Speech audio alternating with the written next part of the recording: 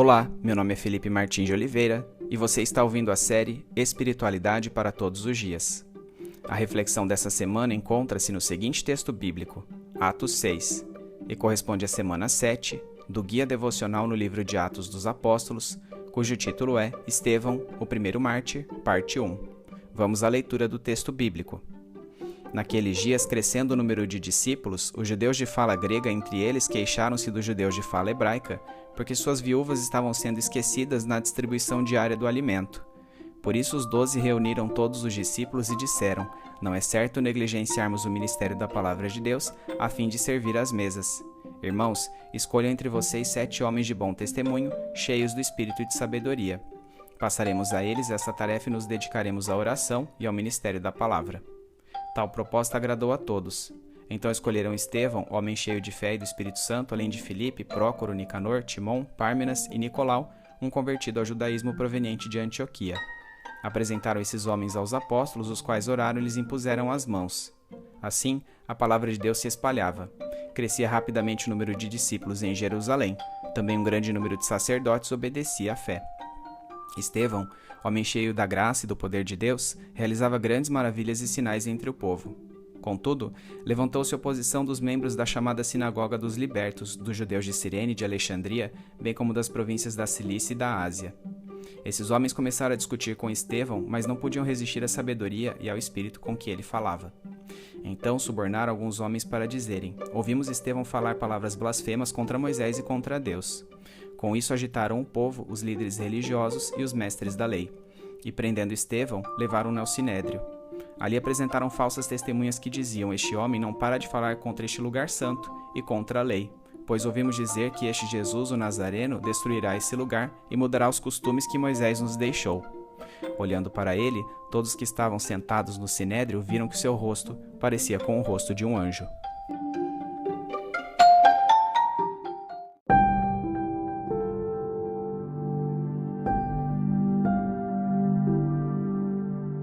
Talvez um período considerável de tempo tenha se passado após os eventos transcorridos na reflexão anterior, durante o qual a igreja primitiva experimentou significativo crescimento.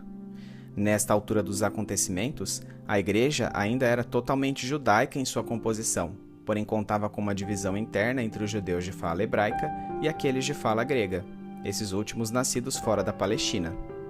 Na antiguidade, as viúvas eram socialmente abandonadas, demandando cuidado de terceiros para seu sustento. A igreja havia assumido a responsabilidade de alimentá-las. Entretanto, por causa do número crescente de pessoas que compunha a comunidade cristã naquele momento, as viúvas pertencentes ao grupo de judeus de fala grega estavam sendo esquecidas na distribuição diária de comida. Por isso, a igreja reuniu-se decidindo que 7 homens deveriam ser escolhidos para a tarefa de compartilhar o alimento, enquanto que os 12 apóstolos dedicar-se-iam exclusivamente à oração e pregação da palavra de Deus.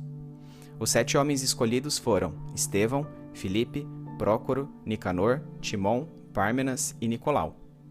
Todos os escolhidos têm nomes gregos e um deles, Nicolau, é um prosélito, isto é, gentio previamente convertido ao judaísmo que agora arrolava-se ao cristianismo. Este fato reveste-se de profundo significado, na medida em que antecipa o avanço da igreja que ocorreria em direção aos povos gentios. Pequenas intercorrências como este problema do partilhar do pão não impediam o crescimento da igreja, até então restrita a Jerusalém, à qual inclusive passou a aderir certo número de clérigos. João 12,42 afirma que enquanto Jesus vivia, alguns sacerdotes renderam-se à fé nele, porém com receio de a declararem abertamente. Nos tempos da formação da igreja, estes homens certamente continuaram exercendo normalmente os ofícios do templo, uma vez que o rompimento formal entre o judaísmo e cristianismo ainda não ocorrera. Entretanto, crer em Jesus e continuar realizando sacrifícios de animais eram atitudes naturalmente excludentes, e a conversão dos sacerdotes foi posta por Lucas neste ponto do livro de Atos, justamente para situar o leitor sobre a controvérsia que surgiria acerca da função do templo e da própria lei diante da nova aliança que a igreja vivia. Um dos diáconos escolhidos no evento anteriormente relatado foi Estevão, que realizava sinais e maravilhas no meio do povo. Até então, apenas os apóstolos tinham sido capacitados a realizar milagres, o que agora se estendia também a outros cristãos. O destaque de Estevão incitou discussões teológicas com adeptos do judaísmo pertencentes à chamada Sinagoga dos Libertos, da qual faziam parte judeus provenientes das cidades de Cirene, atual Líbia, e Alexandria, aquela época capital do Egito, bem como das províncias romanas da Cilícia, sudeste da Ásia Menor, fronteiriça com a Síria, e Ásia, parte da atual Turquia. Sendo proveniente de Tarso, cidade da Cilícia, Saulo, futuro apóstolo Paulo, possivelmente fazia parte dessa sinagoga. Os anais do historiador Tácito descrevem a expulsão dos judeus de Roma por ordem do imperador Cláudio, fato mencionado também em Atos 18:2. Entre estes indivíduos estavam 4.000 escravos libertos. O Talmud, por sua vez, informa-nos que havia mais de 460 sinagogas em Jerusalém na época da Igreja primitiva. Os libertos, assim, eram judeus anteriormente escravizados pelo Império Romano que haviam conseguido obter sua liberdade, deixando Roma para residirem em Jerusalém. Eram tão numerosos que constituíram sua própria sinagoga à parte. Os judeus dessa sinagoga contendiam com Estevão, mas não podiam resistir à sabedoria que o Espírito Santo lhe conferia. Como não conseguiam vencer na argumentação contra ele, aqueles homens subornaram alguns indivíduos para dizerem que o tinham ouvido proferir blasfêmias contra Moisés e contra Deus, e assim procedendo agitaram o povo, os líderes religiosos e os mestres da lei, que decidiram levar Estevão ao sinédrio. Perante esse tribunal, falsas testemunhas alegaram que Estevão pregava a destruição do templo por Jesus Cristo, com consequente mudança dos costumes judaicos. Todos os presentes que olhavam para Estevão viam sua face como a de um anjo.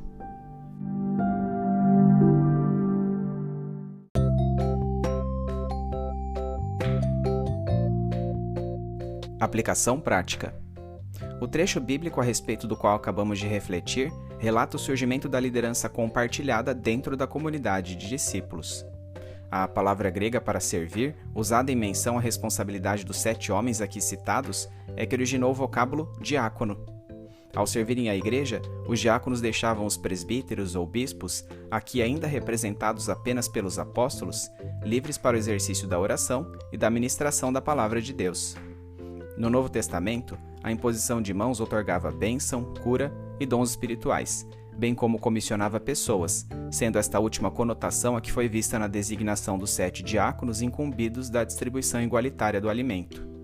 A Bíblia nos adverte que não sejamos precipitados nesta nomeação de pessoas para funções dentro da igreja, concedendo tempo para que o candidato demonstre seu real caráter antes de ser ordenado. Como igreja, assim, devemos ter extrema cautela na escolha de nossas lideranças. Neste escopo, segundo o texto que acabamos de ler, e também considerando a passagem de 1 Timóteo 3, de 8 a 13, estas são as qualificações que um postulante a diácono deve ter. Primeira, ter boa reputação. Outras pessoas precisam conhecer o candidato avaliando seu caráter, a fim de constatar se manifesta o fruto do Espírito em sua vida. O diácono precisa ser digno, homem de palavra, não afeito à bebida alcoólica em excesso, justo em seus negócios, marido de uma só mulher e bom governante de sua família. Segunda qualificação, ser cheio do Espírito Santo.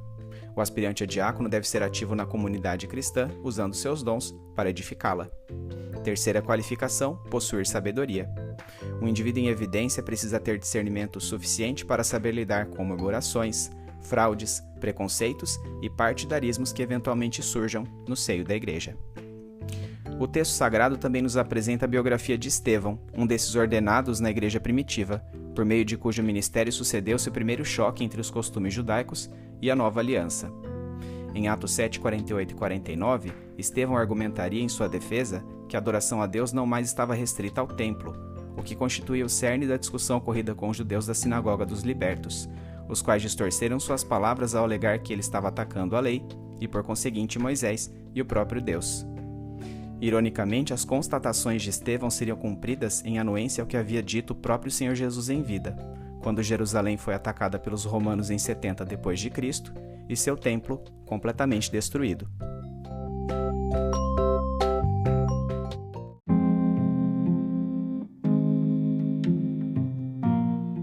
Trazendo da mente para o coração.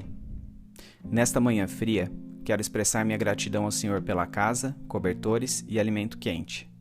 Olho a beleza das nuvens prateadas enquanto uma brisa gelada massageia minha fronte. Fecho meu casaco e sinto o calor de meu corpo aumentando progressivamente como uma onda, iniciando por meus pés até ser aquecido por completo. É aqui, neste momento, sentindo sua presença entranhada à minha, que quero deixar de lado todas as preocupações do dia a dia, concentrando-me apenas em sua grandeza e experimentando de suas misericórdias. Em minha mente, tenciono sistematizar tudo o que acabei de ler.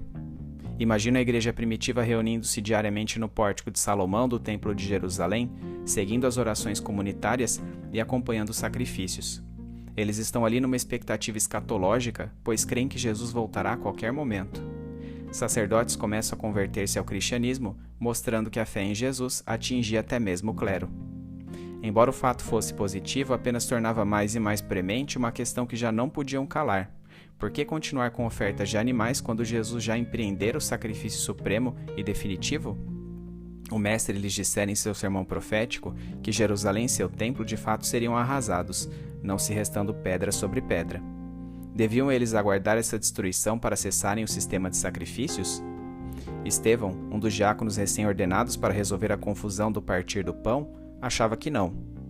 Para ele, a solução do problema dos sacrifícios era urgente, pois representava uma incoerência extrema. Uma discussão inicia-se com alguns judeus de determinada sinagoga e Estevão é falsamente acusado de pregar contra a lei, Moisés e o próprio Deus, sendo levado ao julgamento. Em caráter pessoal, penso em como discernir quando uma questão de fé é premente a ponto de ser ativamente resolvida, ao invés de delegada ao conformismo de circunstâncias externas. Em outras palavras, como saber quais de meus dilemas doutrinários ou eclesiológicos precisam ser levados a debate? Quais lutas devem ser esquecidas para manter a unidade na fé e quais delas precisam ser travadas em prol da pureza dos princípios do Evangelho?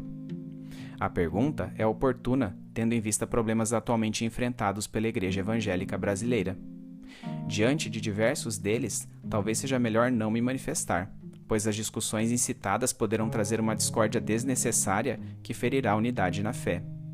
Perante outros, contudo, não posso permanecer calado. Aquieto-me, respirando profundamente. Assim como o Espírito Santo direcionou a escolha dos primeiros diáconos e guiou a igreja primitiva em suas pequenas e grandes decisões, oro para que eu seja provido de sabedoria, discernimento e senso de responsabilidade acerca de como agir nas diferentes intercorrências que eu vivenciar dentro da comunidade cristã. Ajude-me, Espírito de Deus, a entender que sou chamado a ser contracultural não somente no mundo, mas também no seio da igreja. Há valores que não podem ser negociados, e defendê-los muitas vezes demandará de mim mais do atributo fome e sede de justiça do que da mansidão a respeito dos quais Jesus pregou em seu Sermão do Monte. Em outros momentos, as questões em pauta poderão ser resolvidas sem confronto, apenas com um diálogo. Só o Senhor poderá me orientar a respeito de como agir a cada situação. Minha oração é para que os cristãos espalhados pelo mundo não deixem de lutar por este projeto chamado Igreja, dentro do qual houve, há e haverá, infelizmente, murmurações, fraudes, preconceitos e divisões, com os quais precisaremos lidar para atingir a unidade na diversidade. Fortaleça, Senhor, nossas lideranças a fim de que cumpram o importante chamado que o Senhor mesmo conferiu a elas. Mas, acima de tudo, desperte os membros ditos comuns para que entendam que possuem os mesmos privilégios e responsabilidades de seus líderes e possam servir ativamente uns aos outros dentro deste ambiente de fé. Somente assim sua igreja poderá ser novamente reformada, voltando a ser guiada pelo Espírito Santo. Em nome de Jesus é que oro agradecido. Amém.